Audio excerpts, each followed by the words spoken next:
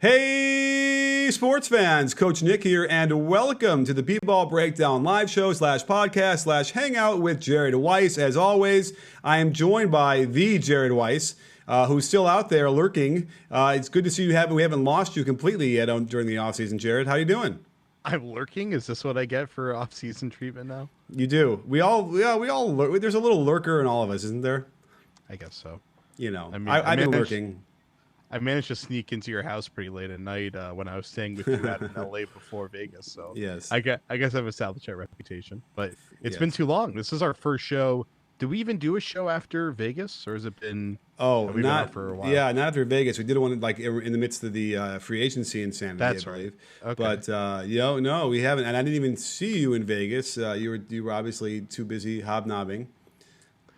I did some hobbing with some knobbing. I'm not sure how the verb works there, but yeah, there's still so much that we haven't even gotten to, and I thought, why don't we do another live pod now? Because pretty much nothing is happening in the league at this point, but there's still some really interesting things that impact both on court and off the court. But also, I thought it'd be a good chance for us to talk about how some of the new acquisitions will fit with their new teams, guys like D'Lo, Kyrie, Mike Conley. I guess basically just all the point guards that switch to new teams. Yeah, all the all-stars that have now on different teams. So, okay, well, since you're the man who's got the organizational skills, let's jump off with one of those you just talked about. Should we talk about? I did a video on D'Lo to the Warriors, but I've been looking at a video for tomorrow for Kyrie with the Nets, and I kind of feel like we should kick off with that while it's completely fresh in my mind. What do you think? Is that okay? Sure, I'm somewhat familiar with Kyrie Irving. You are. Okay, now let me ask you this. Did he pull a LeBron game, whatever that was, against the Celtics with Cleveland before he left the first time in this playoffs? What do you mean? Like as far as like just gave up? Or? I was unaware of the stats, I suppose, his last 5 games in the playoffs, but apparently that entire Buck series, games 2 through 5, right? That was like a full. That was like in 2010 when LeBron just shut down with 5 minutes left, and I was still a fan at that point. I was like in college, I think, and I remember watching him, and he wasn't even crossing half court, and you could just see he was already done with Cleveland about halfway through the fourth quarter. It was pretty sad. And Anderson Varejao was like, "What the hell are you doing, LeBron? We're still playing." Right. And Kyrie. The irony is that Kyrie wasn't necessarily giving up as much as he was ditching the plan. He was just pulling a Steve Ballmer and just throwing the card off the podium. He just started taking wild shots. A big thing that he was doing that was so crazy was that he kept calling for switches for defenders to come off of Giannis so he could pick up Giannis at the 3-point line, which when I was seeing that, I was thinking maybe he's trying to take on Giannis first because he knows Giannis is going to get past him. So he's trying to feed Giannis into help. But then that just completely fell apart. And I think I started to realize he literally is just trying to screw things up. So yeah, it was weird. It was wow. Okay. Well, now we got to deal with how he's going to fit in with the Nets. And, so I'm looking at all the positive things right now. I think the video is going to be basically centered on what the Nets should run to help him get his shots off in their offense. So I'm looking at all the good stuff that he's doing. And when you're comparing that to D'Angelo Russell, and I was kind of going to do a thing why he's an upgrade, but I think we all understand that. The shooting, it's not even close how much better Kyrie is. Now, that said, he's older and wiser and more skilled and has more time on this earth to have been practicing all these things. So there's a caveat there. But as of the first day of the season, starting in this fall, he is just going to be a much better shooter and much better finisher than Russell ever was for the Nets. I like your choice of the word wiser in that description. It's an interesting choice. But yeah, I mean, the big thing that he can do is he can finish at the rim really well. Mm-hmm. He's not great at finishing at the rim, but he's pretty creative. I think efficiency wise, he's I think is very good for the usage that he has. I'll have to bring up his shot chart in a minute, but I already have it up. Wait, I gotta find it. But great. Yes, no, he is. I think what was your phrase for how much better he was? How much better is Kyrie than Russell? that I said just now, or did I say it earlier? I Well, can't okay, remember. because we agree he's better. Right now, I'll just tell you this right now. Less than 5 feet from the rim, D'Angelo Russell was 53.1% field goals on 3.3 attempts per game last year during the regular season. Kyrie in the same thing was 60.5% on 5.4 attempts per game. So it's Which is not good. it's like apples and oranges in a way. He's just much better. Yeah, and Kyrie is a very good finisher at the rim for his position and his role. And frankly, I mean, his degree of difficulty is some of the best in the game. But his, there's legit criticism about how he finishes compared to some other point guards that are a similar size. I don't think he's as good at Steph as a finisher right at the rim. His floater game is just about the best in the league. It's probably one of the best in my lifetime. It's not quite Tony Parker-esque, but it's still pretty great. Yeah.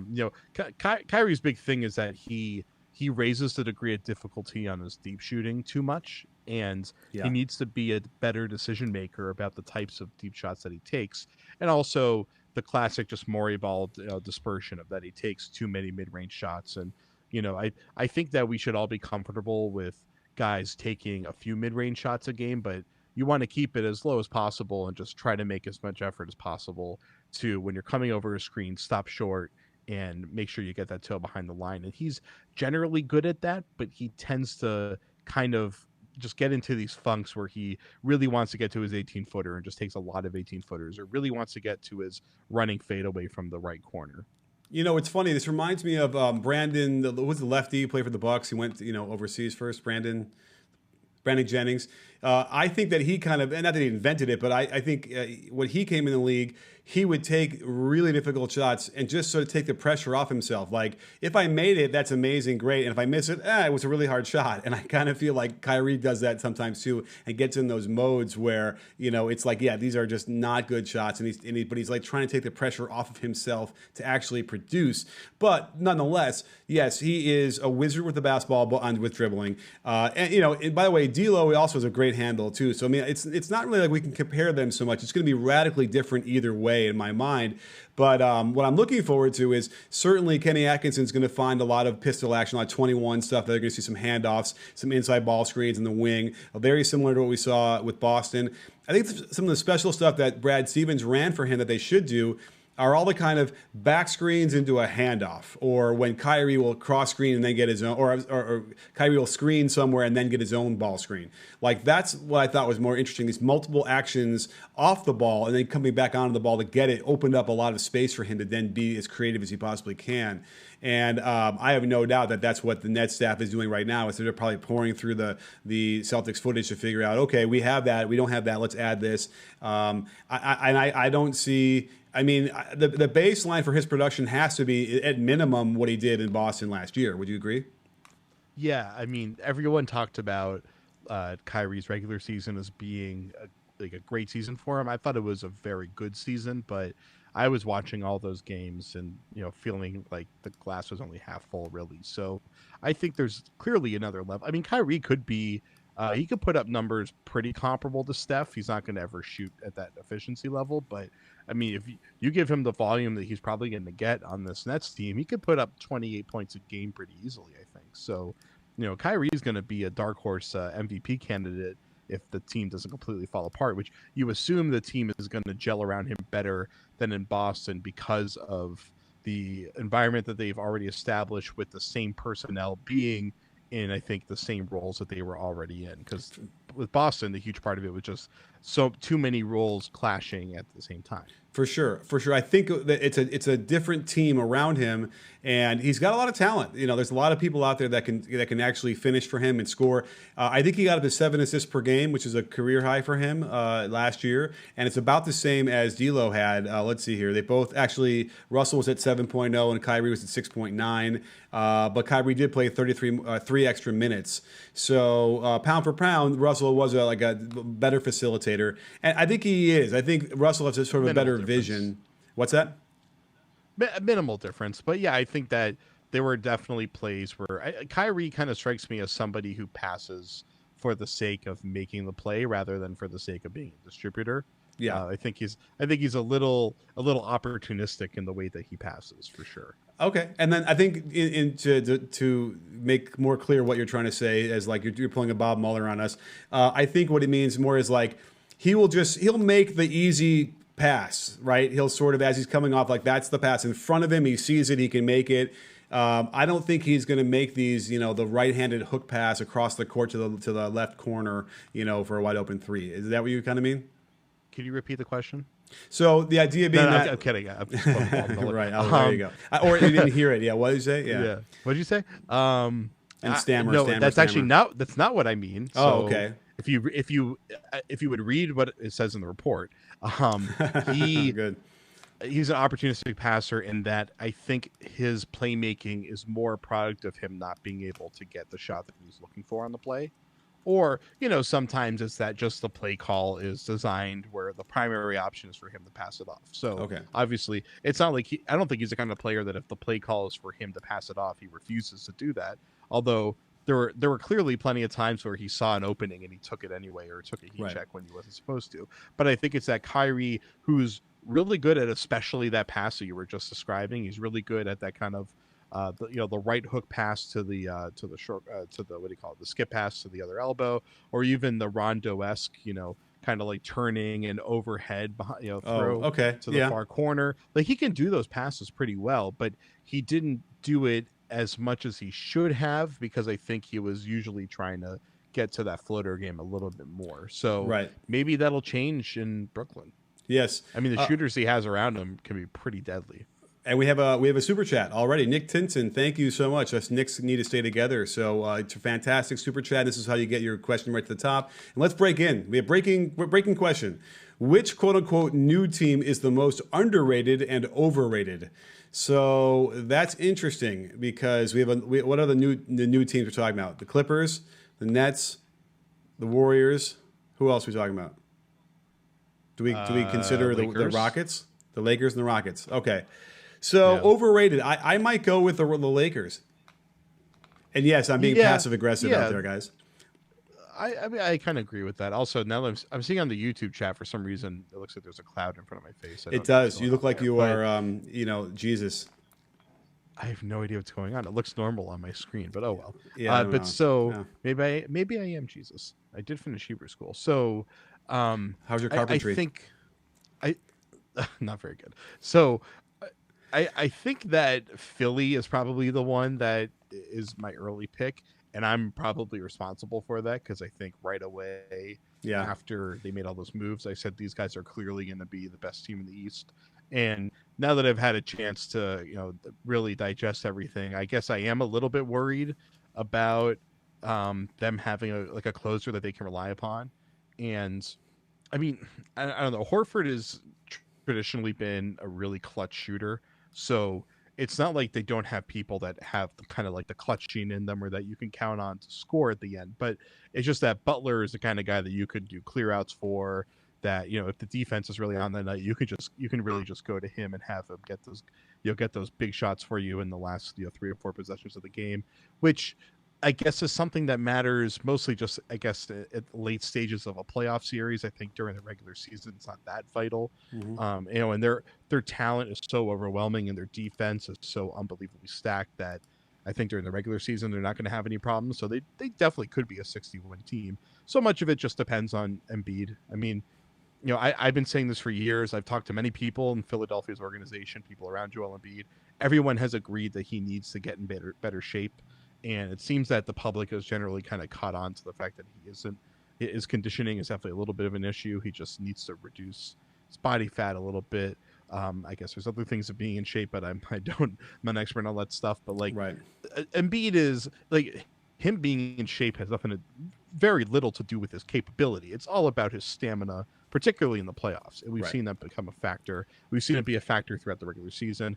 Obviously, it's a big thing for somebody who has a ton of injury risk to have a long and healthy career, which we obviously are all hoping for. Right. So, I mean, if he really is going to be in shape, because apparently he's gotten into better shape.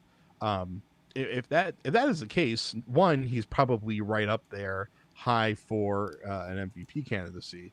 And two, I think that really kind of determines the ceiling of whether or not Philly can be one of the main title contenders this year, because they definitely can be. Yeah, but they can also be put in that overrated category as well, for the reasons that I think we just went through, where you did. The Lakers too. I just don't know. I mean, the Lakers actually, low key did the right moves they needed to do with what they had left, which was get some shooters. Rondo is back to help facilitate the offense. So there's pieces there. I just don't know how well that's going to work together. Brand new coach. Now, what about underrated? I mean, we can't underrate the Clippers, right? I put them at the top as it is. The Rockets could be overrated, right?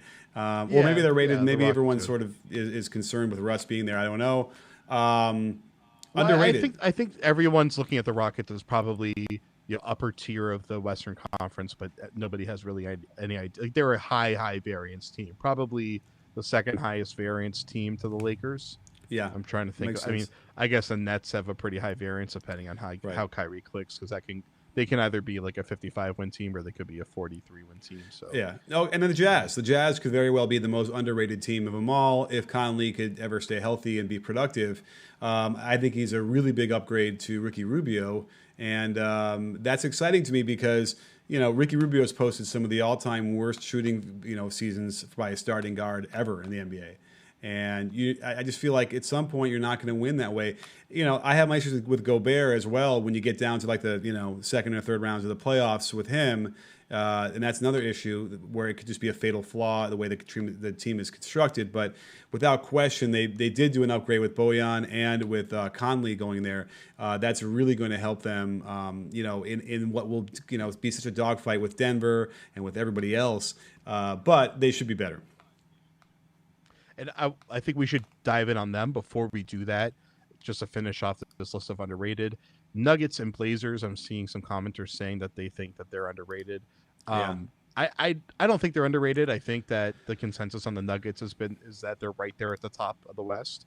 And then the Blazers are a team that I guess has to be perennially underrated because they just on paper do not have the talent to finish where they always finish, and they always do. Yeah. So... And I mean, it certainly feels like the Blazers are probably going to make a change at some point this season if they're not off to a really strong start. So interesting. I mean, last year they kind of topped out. So we'll see. But I love what the Blazers did. I love how they upgraded their positions. I feel like they needed to upgrade Aminu, and they did. I feel with Rodney Hood's an upgrade. They Harkless I actually liked, but then they upgraded him to oh goodness, who did they get for Harkless now?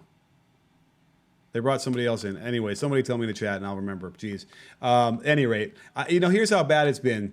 I've been staring at so much footage today. My mind is so crazy of this offseason. I started to wonder what it would look like to have DeAndre Jordan and Jarrett Allen on the court together. Which, yeah, you know what I mean? Like, think about it. They should be able to get every offensive rebound, right? And then they could cram it in pretty well. So now you're talking about trading, twos for threes, but the threes, at a 35, 36% clip versus, 100% or 90 for those guys if they get the ball on an offensive rebound. So I don't know, man. I think I would love to see it just for fun to see what would happen. Okay. Well, for one, I think Kent Bazemore is probably who you were thinking of.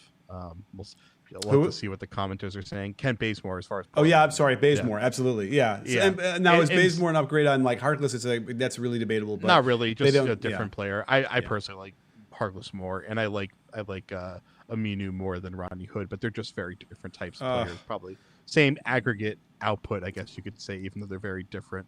I don't know. As a coach, I'm supposed to like Aminu, but his game never developed the way I wanted it to. So. That's true. And Zach Collins is going to probably take another big step forward. And so, everyone talks about Hassan Whiteside being their starting center. Zach Collins definitely should be the starting center. Well, yeah, but wait. Nurkic is coming back.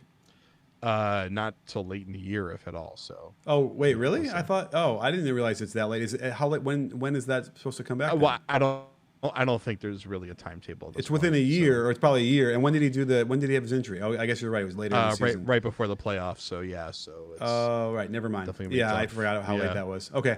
Well, they just got Pau Gasol, so maybe Pau will be able to play. God bless Pau Gasol, another contract for him. Locker room guy, right? All that's the value of that, which I won't discount. Sure. Okay, so let's go back to Brooklyn, and then we can jump into Utah. Brooklyn if they're doing a lineup where it's both Jared Allen and DeAndre Jordan, and again, why the hell did they sign DeAndre Jordan when they have Jared Allen? But Yeah, we know if why, don't we? that's yeah, of course, it's really sad. But so, I mean, DeAndre is worth $10 million a year. It's just that not for that team, and so that team has to have three great shooters around those guys who are switchable defenders, right? Because there's not going to be a lot of lineups where Jared Allen at the 4 makes a lot of sense, but Right. I guess it'll be enough that it works. And I think Allen can be capable of defending stretch 4s or even wings that are playing the 4 decently well. I'm sure teams will. I mean, if that lineup is out there, I probably want to go small and try to have Jared Allen trying to chase a shooter around screens to get completely lost, something of that nature. But so, Right. what is so the point is, what is that Nets lineup that you're putting out there? Obviously, we have Kyrie out there. Do you do Harris and Kurucs? I mean, is it just you just want to have spot up shooters around Kyrie and Kyrie's the guy running with the ball the entire time? Do you need that secondary ball handler out there? Oh, well, yeah. I mean, Spencer Dinwiddie would be that guy, and he'd be perfect alongside him. He's the guy who brought him there practically. So, they have so many options with the Nets. It's crazy, even without Kevin Durant playing, And so I'm really excited. They're going to be able to get, some really fun things down and working well this whole season. They're going to be a higher seed than 6th like they were this year. So, they're going to be 4th or whatever, right? They're going to be a lot of fun. They're going to be, probably a bit of a nightmare in the playoffs because any one of those guys can get hot. Even from Karis LeVert to Kyrie to Spencer Dinwiddie's clutch. They have everything. If Jared Allen is having trouble, like he's getting back down underneath by bigger guys, they can, DeAndre Jordan can shore that up pretty easily for them. So they have a lot of options here, and I'm really excited to see what's going to happen, how this is going to work. So what is the starting lineup for the Nets? Let's say that they don't start Jared Allen or Jordan, whomever. Oh, well, wait. They do start him? Well, it's either Jared Allen or DeAndre Jordan. Who do you want? Allen, but it's going to be Jordan probably. I wish it would be Allen too, but let's just either one. Okay, so it's whatever. You can plug one of those guys in. Okay, so you have Kyrie, LeVert, Harris, and then is it Taurean Prince, I guess? Oh, wow. I don't think Kurucs would have to start at that point. Yeah, Kurucs did start a lot of games, so he could, he might have that position handed, it's his until he loses it. But you're right. I mean, Taurean Prince, I'm anxious to see, like, on a better team, how he really is, right? I've been wondering about him. I mean, just a huge part of it is how he shoots. It's just that he's like someone that seems like he should be a really good 3-and-D shooter. He shot 39% from 3 last year on five and a half attempts or so. Yeah. So I mean, he statistically fits that profile, but everyone that I talk to that is around the Hawks says that they were glad that Taurean Prince got traded because they just don't see huge upside with him. And he just finished his age 24 season. He's still pretty young. Yeah. And he really fits that Jay Crowder bill from a couple of years ago. Of just big, tough, rugged, switchable defender, except that his defense is not actually good, even though it seems like he should be a good defender. And maybe that's, I don't know. I mean, I really like Kubrick, so I would love to see him hold his starting spot. But I think he was starting a little bit by necessity last year rather than necessarily complete merit. But hey, I mean, he was good enough to hold on to that spot for sure. Yeah, I know for sure. Yeah, it's I mean, like I said, they have a lot of possibilities here because Joe Harris will start, and he, I mean, here's the thing: these guys are young; they're going to get better. Like they should be better than they were last year, and everyone improves. But I would imagine that that's going to be a real big thing for them. And they lost a couple guys. They lost who did they lose? I'm looking here, Jared Dudley is gone. Hollis Jefferson's also gone, right? Yeah, which I mean that had to happen with all the depth that they have at that position. Damari Carroll's gone, which didn't really help. All those guys got replaced by better players. I mean, Dudley definitely could be useful on this team, but they got Garrett Temple, who's the other Jared Dudley type in the league. So, and I really like Temple. It's a great pickup for them too. He's really just solid and a good guy to be like the 7th, 8th guy off the bench. So they've done some terrific stuff. So again, the floor for them in my mind is 4th floor. And we'll have to find out, how much higher they can play above their heads. But that should be where they are at least. I mean, Indiana also, I feel like, should be right up Right. there too. So Depot's I would back say right to they're, start.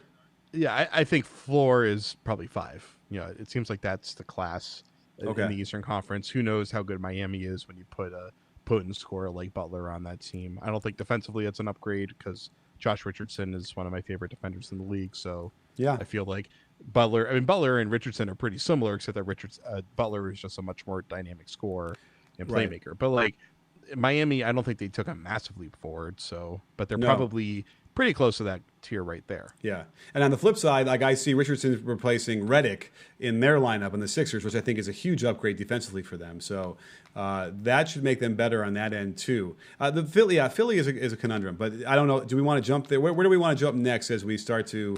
Well, we Wrap said we this were up. going to do Utah, so Oh my also God. the commentators are mentioning Ed Davis. Yes, they lost Ed Davis, but they replaced him with DeAndre Jordan. So Yeah. That's an upgrade. pretty similar players in a lot of ways. Yeah. I would rather have Ed Davis at his price than DeAndre at his price. But Oh. hey, I mean DeAndre phoned it in ever since he left the Clippers. If he stops Right. phoning it in, he could be really, really good. Yeah. So, And you know what? You have a good point because at some point there's a limited return on DeAndre Jordan at that price. You're right. And if you could find Ed Davis for a lot less, then it's a no-brainer. So that's actually a good point. Where did Davis go again? Do you remember? to Utah. He went to Utah. Okay, so which let's is where give we're them going a few next. minutes. The Utah Jazz fans are all really upset at me because I haven't been doing this video I need to do on them. I don't know why, but I will eventually. But I did mention them, and I don't know if you even agreed or concurred or disagreed with what I said earlier about Utah. What do you think? I think they're amazing. There's the questions that we have with Utah are like such relatively small issues that it seems like they're destined to be an elite team this year. I wouldn't be surprised if they have the best record in the NBA.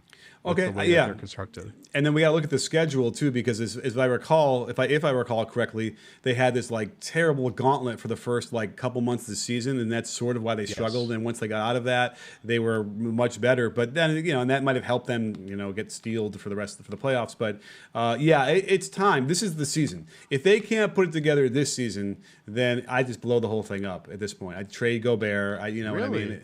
Yeah, it's like this is like what you get stuck in with like Washington. They tried this Wall Beal thing for way too long, and now they're slowly kind of breaking it up. But I feel like at this point, I have a lot less patience for this kind of stuff. If you get 3-4 years down the line and you're not like quite breaking through, then it's not working. It's time to do something radical. So that's what I would say.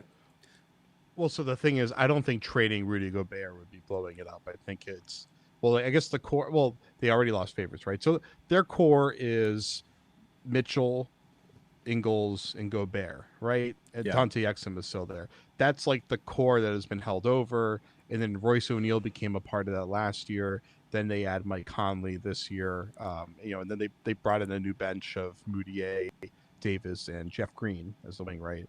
And then am I forgetting someone? I mean, Georges Niang hasn't done that much yet, but has some potential for rotation. Nigel Williams-Goss is a backup point guard that they just drafted. So now you're making me down on Utah. Really? So I don't know. Okay. I love it because I forgot Bojan. They brought in Bojan, and so they have every type of scorer now offensively. The only type of scorer they don't have is like a really good post up guy, which most teams aren't really using except for like maybe 5 times a game. So, and I mean, that's because they lost favors and whatever, they can live with that. So I love it because they both can do the kind of, high pick and roll or pick and pop based offense. They can do the stuff that they've been doing with Gobert and Mitchell getting dribble handoffs. They can do dribble handoff actions or pistol actions with pretty much everybody in their starting lineup now. So Gobert is going to have so many great roles. I mean, just think about it. It was one thing when they were running pick and roll or doing DHOs with Joe Ingles, who's great.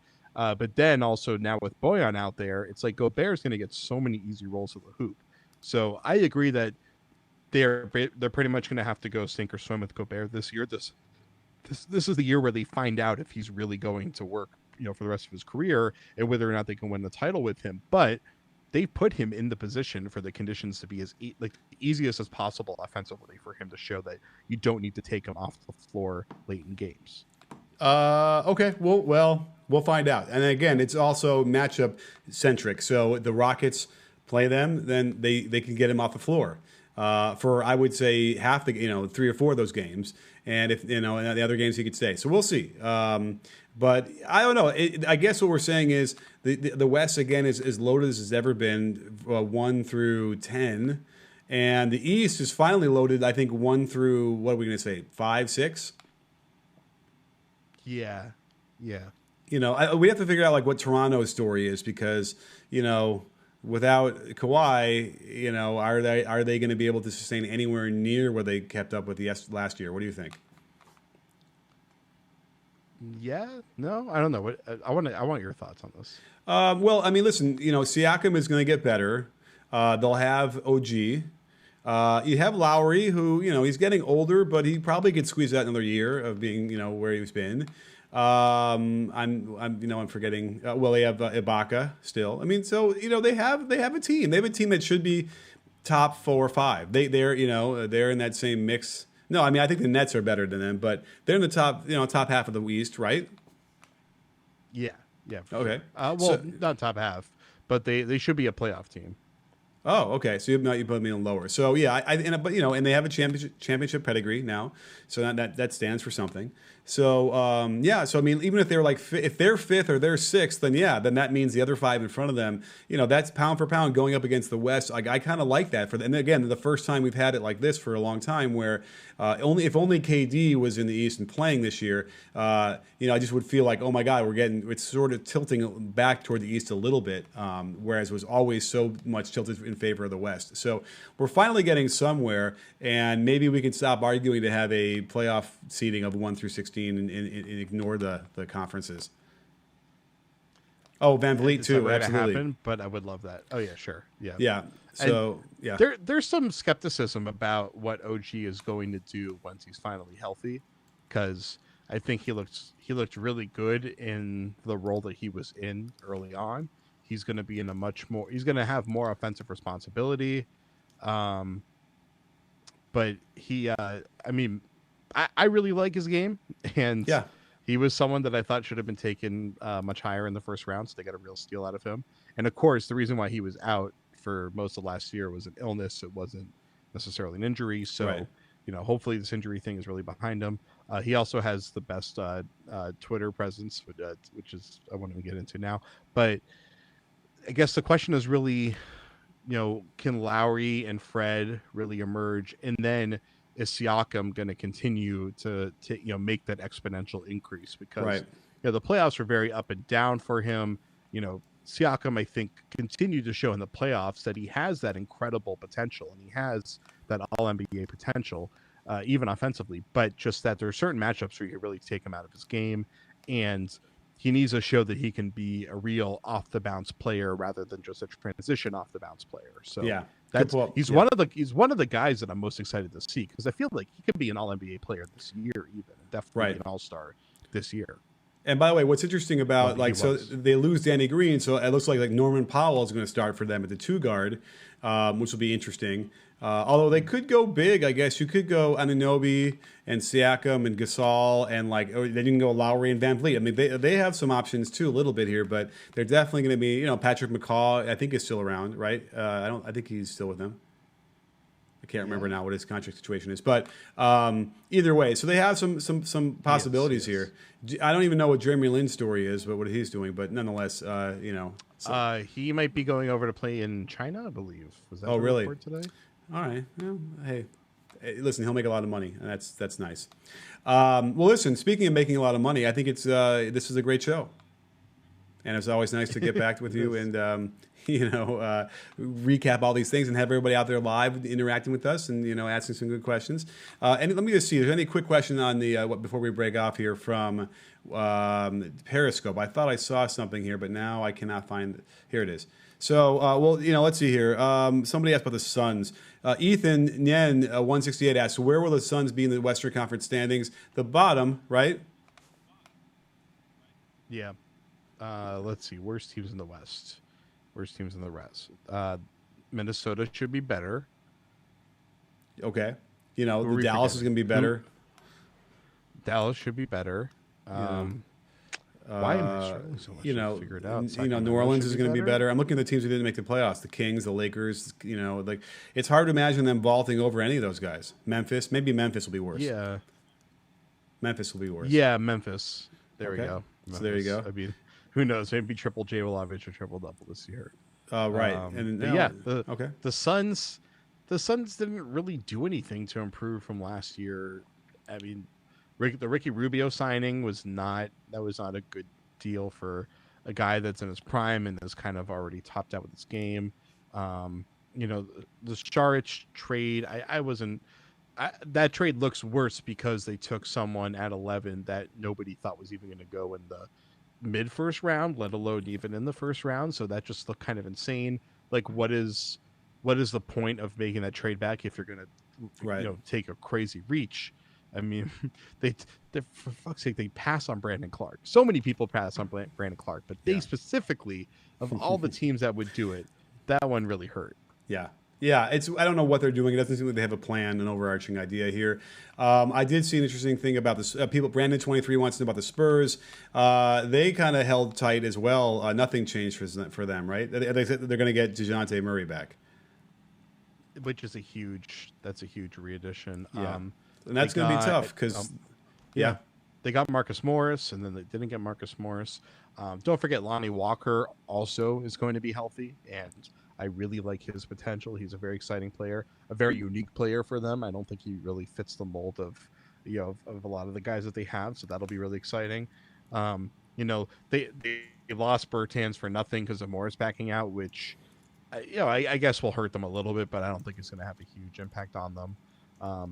And they got Damari Carroll, who will probably fill his role to a degree, ironically. Yeah. So yeah. I mean, there's still a deep team, and Jakob Poeltl and Brent Forbes get a year better. Those are guys that look like they were really coming into their own last year. And Forbes' shooting numbers were off the charts last year. So now between, I mean, they're really stacked. And Trey Lyles is like a huge question mark. I barely got to see him play in Denver last year. When he was on the floor, he looked pretty listless. But the year before last, he put up really good numbers. So and he could definitely fill Bertans' role. He can be the guy that just parks on the elbow and just takes spot up threes when they come to him. So he could end up having a really good year too. Wow. Well, hey, so they're deep as hell. Great recap of the Spurs. Unexpected at the end here to throw it in there. So terrific stuff. Jared, thank you so much for breaking this down for us, coming in and joining us. Let's do this again soon, shall we? Sure, I'm interested. Okay, great. It's nice to meet you. Thank you for coming, doing this for me. I really appreciate it. And listen, everybody out there, this is, it's the off season, but we're still working hard. I'm still doing videos. Jared, you're still writing some articles at The Athletic. I'm right. Oh yeah, I got some very interesting ones in the oven right now, but no features. I guess the one thing I can say is I have what I did is I did a corporate risk assessment of all of the Celtics main transaction decisions over the last couple of years, basically like during this rebuild cycle. So taking a unique approach to, analyzing what they've been working on. So I think people might find that really interesting or extremely boring, depending on your taste. So all right, well, listen, you will either become a fan of mine or completely unfollow me and block me on Twitter. All right. Well, either way, I will never do that. And I'll read everything you write. So thank you so much for doing this for us, coming on, and we'll talk to you soon, probably next week. And don't forget, sports fans, that B-Ball Breakdown, we're not a channel, we're a conversation. You in? Are you in, Jared? I'm in on the Spurs.